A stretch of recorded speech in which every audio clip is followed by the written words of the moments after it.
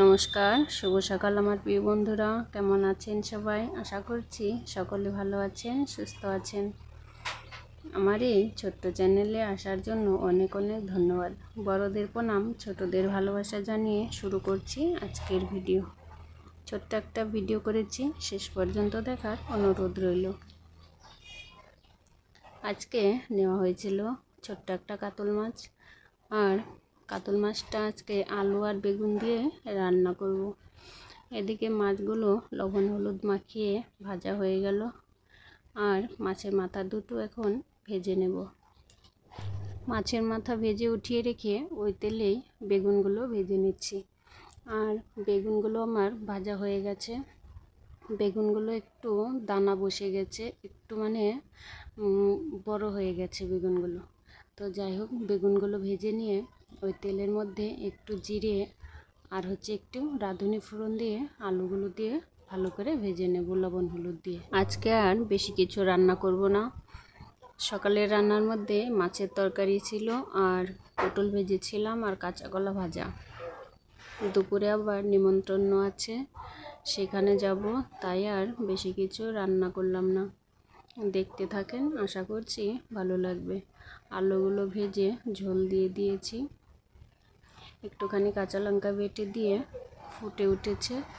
এখন মাছ আর বেগুনগুলো দিয়ে দিলাম, আর কয়েকটা আলু উঠিয়ে রেখেছি, সেই আলুগুলো এখন একটু ভেঙে দেব।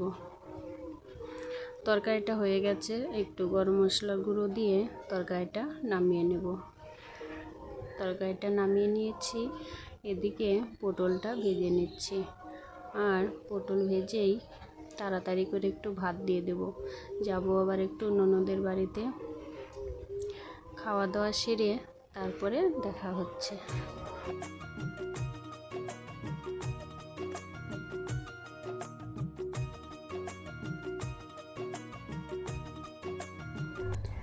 রান্নাবান্না খাওয়া দাওয়া শেষ করে তারপরে আবার আসলাম আপনাদের সামনে।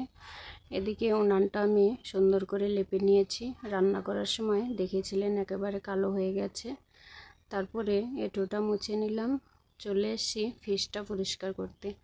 গোটা ফ্রিজে আম রাখা ছিল, সেই আমগুলো খাওয়া হয়েছে। কিছুটা আম নষ্ট হয়ে গেছে, সেগুলো সব বের করে রেখে পরিষ্কার করে তারপরে সবজিগুলো ভরে রাখবো। আমের জন্য সবজিগুলো আর রাখা হচ্ছিল না। সবজিগুলো গুছিয়ে রেখে এখন আমি চান করে রেডি হয়ে যাব ননদের বাড়িতে। আমার মামা শ্বশুর মারা গেছেন, সেই মামা শ্বশুরের মেয়ে তেরাত্রি শ্রাদ্ধ করছেন, তার জন্যই সেখানে যাচ্ছি। ননদের জন্য নিয়ে নিয়েছি একটা শাড়ি। শাড়িটা কেমন হয়েছে অবশ্যই বলবেন কমেন্টে। শাড়িটা কিন্তু আমার খুব ভালো লেগেছে। এই শাড়িগুলো যেমন নরম, গরমে তেমন পরেও আরাম।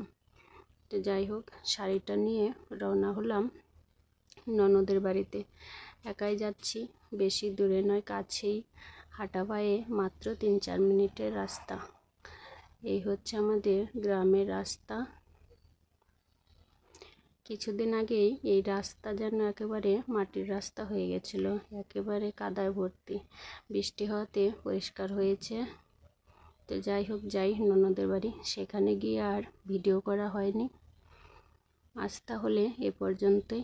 ভালো থাকবেন, সুস্থ থাকবেন, আর আমার সঙ্গে থাকবেন। ছোট্ট চ্যানেলটিকে বড় করতে সাহায্য করবেন।